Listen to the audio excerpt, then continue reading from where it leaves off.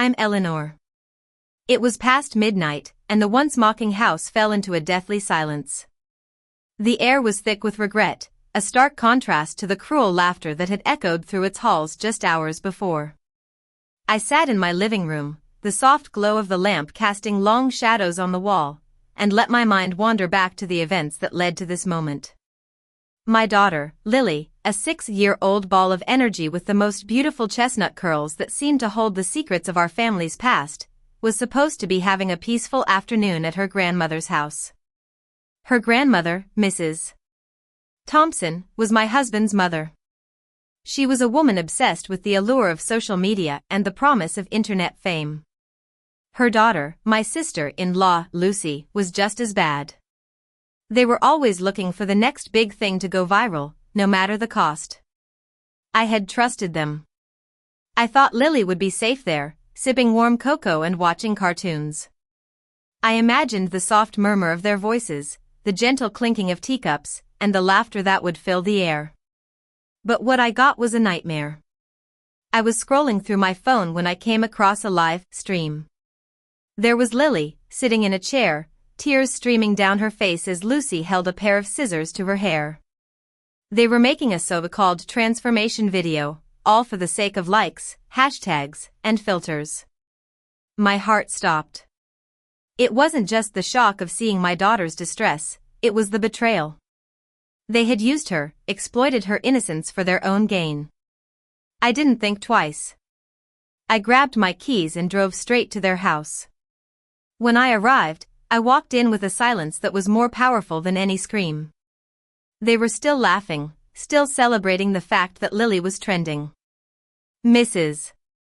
Thompson was scrolling through the comments, a smug smile on her face, as if I was just an annoyance at her doorstep. "You think this is funny?" I said, my voice cold and steady. "Enjoy your audience." And with that, I turned around and left. As I drove home, I seethed with anger. But I also knew that I needed to take action. I started reaching out to people, sharing what had happened. I wasn't the only one who was appalled by their actions. Hundreds of accounts suddenly appeared, documenting, reporting, and flagging every clip they had posted for child exploitation violations. By midnight, their world started to crumble. First, the video disappeared from the internet. Then their social media page was taken down. The brand deals that Mrs. Thompson had been bragging about evaporated into thin air. But that wasn't all. I also made sure to anonymously submit a financial audit request for Lucy's small business account. She had always boasted about how successful it was, but I knew there were some shady dealings going on. Sure enough, an investigation was launched. Payments were frozen, and their reputation took a nosedive. Then, out of the blue, my phone rang. It was Mrs. Thompson. I answered the call, and there was a long silence on the other end. When she finally spoke, her voice was broken, filled with desperation. "Please, Eleanor," she begged. "Help us. We made a mistake." I took a deep breath. "Next time you want to go viral, don't forget there's a price for attention," I said calmly, and then I hung up. In the days that followed, I watched as Lily's hair started to grow back. It was a slow process, just like the healing of her heart. The curls that had been so brutally cut were slowly returning, a symbol of hope and resilience. I sat there, looking out the window at the moonlit street, and thought about how sometimes silence can be the most powerful form of revenge. Karma doesn't always come knocking on your door. Sometimes, it logs in and exposes your darkest secrets. And here, in this world of online chaos and false fame, the endings never turn out the way people expect. If you love stories where justice is served in the most unexpected ways, where the quiet ones have the last laugh, then stay tuned. Because there are always more tales to tell, and the lessons of the internet age are still being written. As the clock ticked on, I knew that this was just the beginning. There would always be more battles to fight, more wrongs to right. But for now, I was content to sit back and watch as the world around me learned that actions have consequences, and that the price of fame can be far too high. The next morning, I woke up to the sound of Lily's laughter. She was playing in the backyard, her new grown curls bouncing as she ran. I watched her with a smile on my face, grateful for the simple joys of life. And as I looked out at the world, I knew that no matter what challenges lay ahead, I would always be there to protect my daughter, to fight for what was right. I walked outside and joined Lily in the yard. We played together, the sun shining down on us, and for a moment, all the pain and anger of the past were forgotten. It was a new day, a fresh start, and I was ready to face whatever came my way.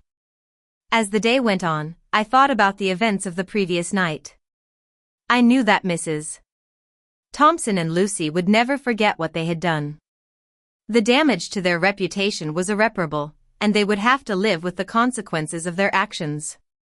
But I also knew that forgiveness was a powerful thing.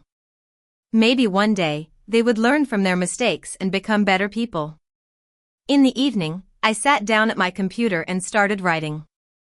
I wanted to share our story, to let others know that they were not alone. I wanted to raise awareness about the dangers of child exploitation in the age of social media.